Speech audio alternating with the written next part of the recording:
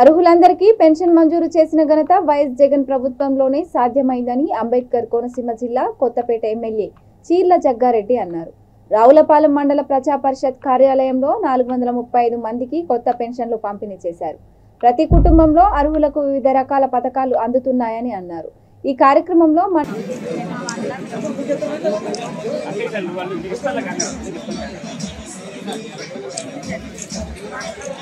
5 బస్సులు పెట్టాం. మన నియోజకవర్గం నుంచి 5 బస్సులు పెట్టి అన్ని మండలాల నుంచి ఎట్లా ఉన్న వాళ్ళందరినీ బస్సులు ఎక్కించాం.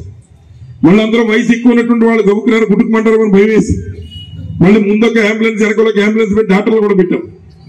పెట్టి వాళ్ళందరినీ కూడా జిల్లా కలెక్టర్ గారు తీసుకెళ్ళారు. అప్పుడు జిల్లా కలెక్టర్ గారు ఎక్కువ మంది ఉన్నారని చెప్తే ఆయనే కిందకు వచ్చి గ్రౌండ్ లో అందరినీ కలిసి ఈ రోజు జనవరిలో ఒకసారి మళ్ళీ జూలైలో ఒకసారి ఎవరు రేపైనా ఇదిగో రేపు నాకు 60 రేపు నా పుట్టినరోజు ఇంకా నాకు 60 వచ్చింది పెన్షన్ ఇవ్వలేదు అనుకుంటారు. మళ్ళీ సంవత్సరంలో 2 సార్లు పెన్షన్లు ఇస్తారు. అది జనవరిలో ఒకసారి జూలైలో ఒకసారి.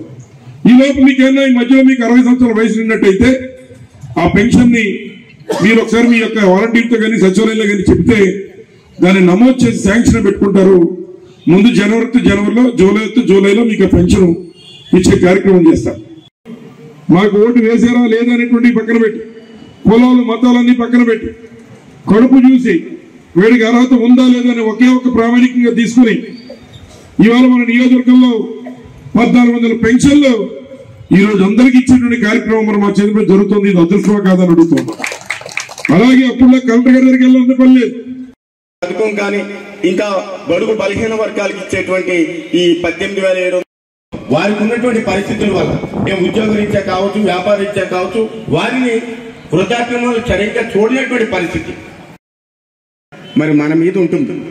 కానీ ప్రస్తుత పరిస్థితుల్లో చాలా మంది చిన్న చిన్న లోన్లు ఇచ్చినప్పటికీ కూడా కేవలం ఆ తల్లిదండ్రులను ఆదుకోవాలనేటువంటి ఒక మంచి ఆలోచనతోటి ఎవరైతే చూస్తున్నటువంటి బియ్యంతో కనీసం 2 పూటల తింటూ అదేవిధంగా కొంత ఇబ్బంది ఉంటే ఈ రాష్ట్రంలో 3.5 సంవత్సరాల కాలంలో 2 సంవత్సరాలు ప్రత్యేకంగా కరోనా వల్ల ఇబ్బంది పడుతున్నప్పటికీ ఆర్థిక ఒక్కరిని కూడా కాపాడాలనేటువంటి ఆలోచనతోటి